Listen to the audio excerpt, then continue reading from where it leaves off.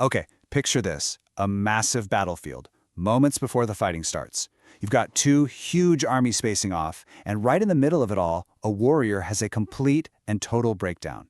Now, this isn't the opening scene of some action movie. It's actually the setting for the Bhagavad Gita, one of the world's most profound philosophical texts. You could call it a song sung by God himself to address a crisis that every single human faces. So how does this ancient song, from the brink of war, give us answers for our own modern-day battles? Well, let's find out. So our hero here is Arjuna. He's the greatest archer of his time, a guy who has literally conquered gods in battle. But now, seeing his own grandfathers, his teachers, and his cousins on the other side, he's just overwhelmed. His whole body starts to tremble. His famous bow just slips right out of his hand, and he's totally paralyzed by grief. This is the central problem of the Gita, a great man completely falling apart at the moment of truth. You know, at its heart, Arjuna's ancient problem is a question we all have to ask ourselves sometimes. He's a warrior. His duty, his dharma, you can think of it as his core purpose, or the right thing to do, is to fight for a just cause. But how can he possibly do that when it means killing the very people he loves and respects? This crisis is what makes the Gita's philosophy feel so real, so immediate, and so personal even today. To get to the bottom of the answer, we're going to follow the exact same path Arjuna did.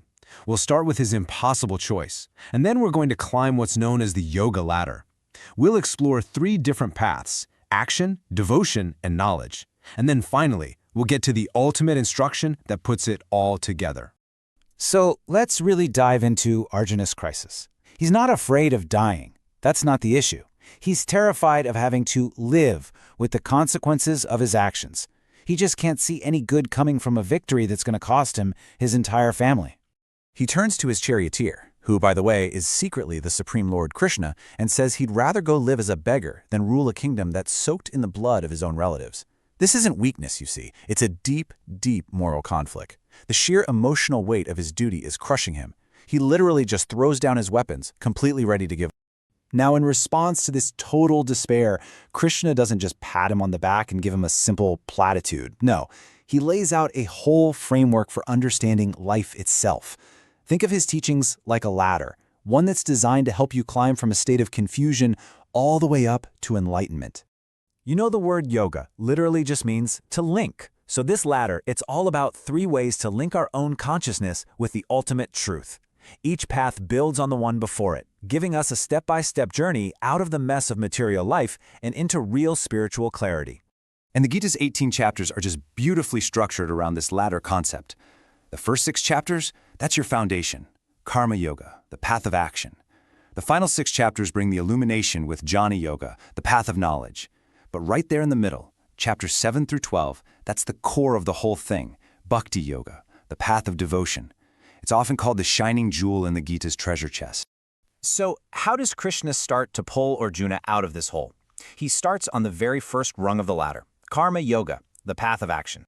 Okay, Krishna's first instruction is it's a total game changer. He tells Arjuna that he has a right to do his duty, but he has no right to the fruits of his actions. Just think about that for a second. That's the heart of karma yoga. It means acting with everything you've got, with all your skill, but without being emotionally attached to whether you succeed or fail. The key takeaway is this: your action is your responsibility, the result is not. So, and this is the crucial point, the problem isn't the fighting itself. The problem is Arjuna's attachment to the outcome, his personal ideas about what winning or losing is going to mean for him. Krishna teaches that just giving up and doing nothing is a huge mistake. The real goal is to give up that selfish desire for the results. But I mean, how do you act without being attached? What's supposed to motivate you? Well, this is where Krishna reveals the heart of the Gita, that jewel we talked about, Bhakti Yoga. If Karma Yoga is about what you do, Bhakti Yoga is all about why you do it. Bhakti is really about turning your work into worship. It's about building a personal, loving relationship with the Supreme. By dedicating all your actions to a higher purpose, doing them out of love and service instead of for personal gain, the action itself becomes purifying. It sets you free. Now this is pretty interesting. A little nuance for you.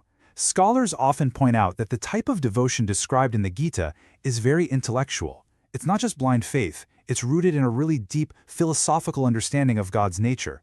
And that's a bit different from some later bhakti traditions, which are often characterized by more outward, emotional expression. All right, the final preparatory step on our ladder is Jñāna-yoga, the path of wisdom. This is the understanding that really makes the whole practice stick. Jñāna-yoga is like the philosophical bedrock for everything else. It's about learning to clearly tell the difference between what's real and what's not, what's permanent and what's just temporary. And this knowledge isn't just for academics, it's the very thing that helps you become detached and opens the door to real, genuine devotion. And look at that, we've come full circle. This brings us right back to the beginning. Krishna's very first piece of advice to Arjuna was to understand that he is not his body. The soul is eternal. It can't be killed. When you truly get that, the whole root of Arjuna's grief, crying over these temporary bodies, is just cut away. So after walking Arjuna all the way up this ladder of yoga, from action to knowledge to devotion, Krishna gives him the final, most confidential piece of advice. These next two verses are considered the absolute essence of the entire Bhagavad Gita. The grand finale isn't some complicated formula. It's a direct, personal call for a relationship. Krishna promises Arjuna that by just focusing his mind on him, he'll be saved. And it's a promise made not just from a god to a mortal, but from a dear friend to another dear friend. And there it is, the final thundering command. After all the philosophy, all the paths, the ultimate solution is incredibly simple. Surrender. Let go of all your other duties, all those conflicting ideas, and just take refuge in the Supreme. Krishna personally guarantees that he will wipe away all the negative consequences, what the Gita calls sinful reactions that come from our actions.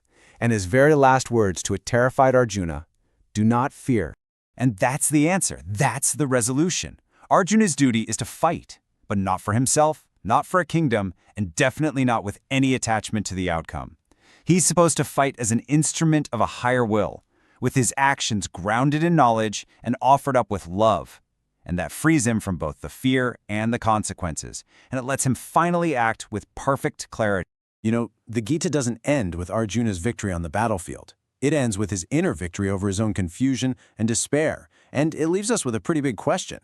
In a world filled with conflicting duties and temporary values, the Gita asks us to find that one supreme thing to which we can surrender everything else.